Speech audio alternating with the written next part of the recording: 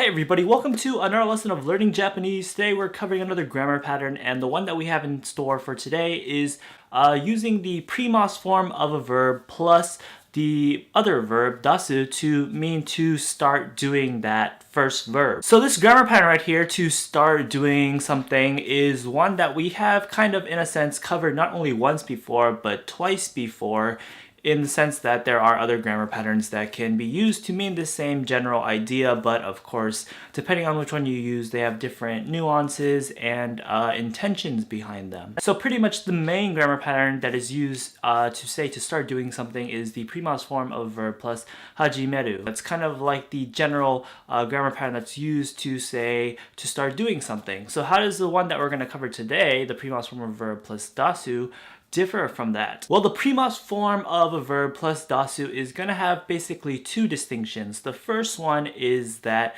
the idea of to start doing something, this is going to represent not so much a volitional action as in something that you intended to do, but rather something that kind of just happened non-volitionally or abruptly. So in English, if we had something like the baby started crying or he started to get angry, those kind of represent abrupt actions that aren't intentional. The person who's doing that didn't really intend to, oh, hey, it's 5 o'clock, time to get angry. So when we translate that into Japanese, it's definitely more likely that we're going to use the grammar pattern we have here, pre-mas form of verb plus dasu, as opposed to the very general pre-mas form of verb plus hajimeru, to just simply mean to start doing something. That right there is going to express things that the subject was doing intentionally or volitionally. And of course, if you need some example sentences of such lines, you can definitely just check out the video lesson that we did on that, because we have covered that before. And now the second distinction for the grammar pattern that we have today, the pre-mas form of verb plus dasu to mean to start doing the verb.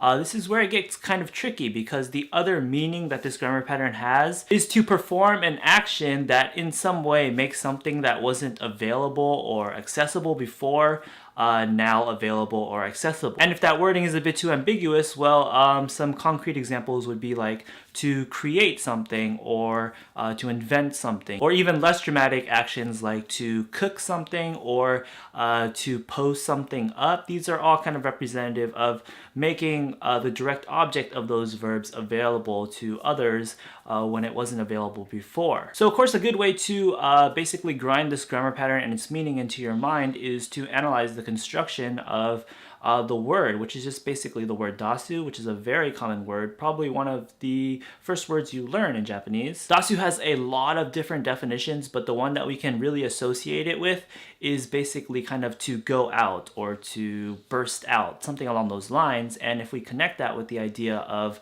this grammar pattern's something starting but abruptly, then that kind of makes sense, because we can kind of interpret that as basically to come out doing this, and it's an abrupt starting of that action. This interpretation also works for the second definition of the grammar pattern, wherein you make something accessible or available. When you say you create something or invent something, you can kind of consider it as that invention or creation bursting out into the world or coming out into the world. So yeah, that second distinction right there will kind of make things confusing when you're trying to determine what this grammar pattern means, because to start doing a verb and to make something accessible by doing this verb are two pretty different definitions. So without further ado, now we'll jump into some example sentences and get an idea of how each of those distinction works in the context of sentences, and how you can pretty much tell which one's being used. So for our first example sentence using this grammar pattern, pre-mas form of a verb plus dasu, we have the line, Kino no shiai no tochu de kyū ni ame ga furidashita. This line is going to translate to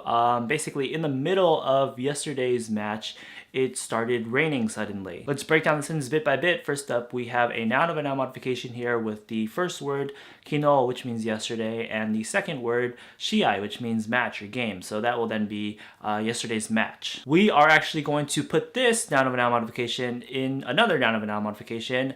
So it's going to be acting as the first word, and the second word is going to be tochu, which means basically in the middle of or halfway into. So halfway into yesterday's match, or in the middle of yesterday's match. We are going to mark that with the particle de because we want to represent that this action that we're about to express happened in that interval. And so for our action, we now are going to use our grammar pattern. First up though, we have kyuni, which is just going to be an adverb basically that means suddenly or all of a sudden. We have our subject, ame, which is the rain, the ga marking the rain as the subject, and then our action, which is going to be the verb furu, which means to fall. So let's conjugate that into the pre-mas form. It turns into furi, and then we just plug on dasu, and that will then give it the meaning of not so much rains, but started raining. And so altogether, once again, kino no shiai no tochu de ame ga kyuni furidashita. And this will translate to, in the middle of yesterday's game, it suddenly started raining. For our next example sentence, we have the line nani mo iwanakatta no ni kare wa kyuni ikaridashita. This is going to translate to, even though I didn't even say anything, he suddenly started getting angry. So this isn't too complicated a sentence. Let's break it down bit by bit. First up, we have nanimo, which means nothing. It's going to be the direct object to the verb action.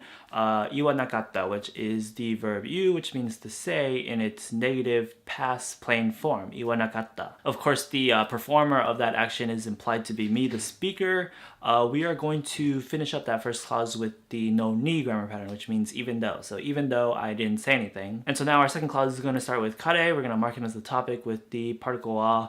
We have the adverb kyuni again to mean all of a sudden. This is commonly used when you're saying something happens or starts happening. Then we're going to use our grammar pattern here. So our verb that we're going to use with the grammar pattern is ikaru, which means to get angry or to get mad. Pre-mas form of that, of course, is ikari, and then we plug on dasu, conjugate that into the past form because this is referring to the past. So ikari dashita, which will translate to started getting angry. Wrap that up with the whole rest of the sentence, and once again we have nanimo iwanakatta no ni kare wa kyuni ikari dashita, which will translate to even though I didn't say anything, he suddenly got angry, or he suddenly started getting angry. Let's go through one more example using this grammar pattern to mean the first definition of started doing something before we go into the kind of available, accessible making definition. So our next line is going to read Akachan ga yonaka ni nakidashita kara yoku nenakatta. So this line right here is going to translate to something along the lines of, since the baby started crying in the middle of the night, I did not sleep well. Let's break down this sentence bit by bit. First up, we have our subject, which is akachan, which is going to mean baby. We're going to mark the baby as the subject with the particle ga. We're going to establish some time here with the word yonaka, which is kind of like middle of the night. We use the particle ni to mark that as the time. Then we have our verb action, which is going to use the grammar pattern. So the verb that we're going to use the grammar pattern with is the verb naku, which means to cry. So conjugate that into the pre-mas form, just simply naki, and then plug on dasu. Conjugate that and turn into the past tense because this is the past, so naki dashita, started crying. Then we're going to plug on kara, the conjunction that means because we want to explain something, and we move on to our second clause now, and that is just simply yoku nenakatta.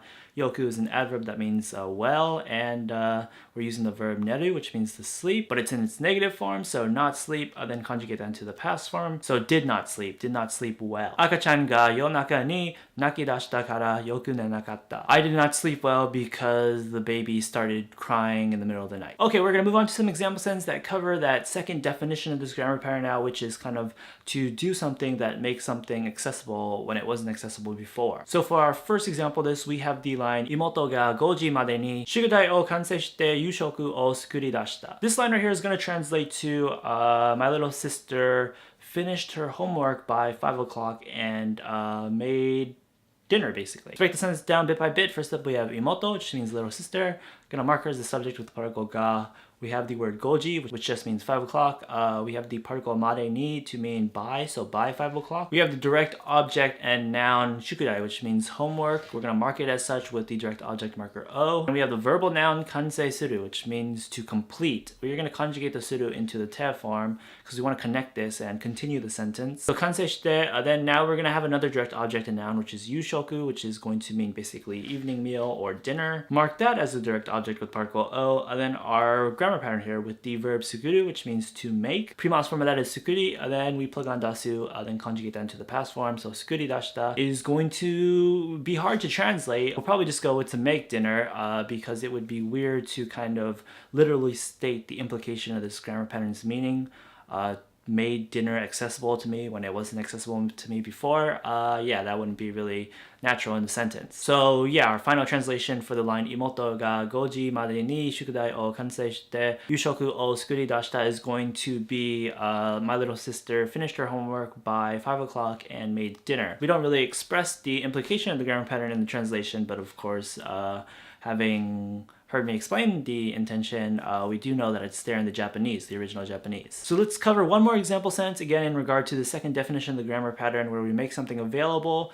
So our line is going to read, Keijiban ni printo o baridashita. This is going to simply translate to, I posted the poster on the bulletin board. Let's break the sentence down bit by bit. First up, we have Keijiban, which is kind of like a bulletin board. We have the particle ni because it's kind of like a directional particle that is expressing that we're doing something in the direction of that Keijiban. Our direct object is going to be purinto, and this is kind of just going to mean poster or flyer. We're going to mark this direct object with the direct object marker O, and then we're going to have our verb action, which is going to be also our grammar pattern, which is using the verb word baru, which means to post up basically. So bari is the pre-mas form, plagan dashita, and that would mean well, it wouldn't really change the definition in terms of the English translation, so it would just mean posted again. So of course, altogether, Keijiban ni purinto o baridashita is going to translate to something like simply, I posted the poster on the bulletin board. Again, our translation does not really express the nuance of making something available or accessible to people when it wasn't before, but we get an idea of that from the Japanese. And so yeah, those are a couple example sentences using the two definition of the grammar pattern that is the pre-mas form of verb plus the other word dasu to mean either to start doing something abruptly or non-volitionally, or to do something in a way that makes something accessible or available when it wasn't before. Okay, so that's going to wrap it up for this video. I hope you learned something and I hope you enjoyed your time doing so. If you'd like to express that, you can like the video, leave a comment below, or subscribe if you haven't already. If you'd like to support more of these video lessons or support more of these video lessons being created more often, or support more types of videos, please do consider checking out our Patreon page and consider becoming a patron there. Also included on the screen right now are of course a bunch of links on where to find and follow us elsewhere online, including our official website. And lastly, check out our Discord server. We've got a community of hundreds of people learning Japanese just there. So if you're looking for somebody to voice chat with just to practice speaking Japanese, or you have a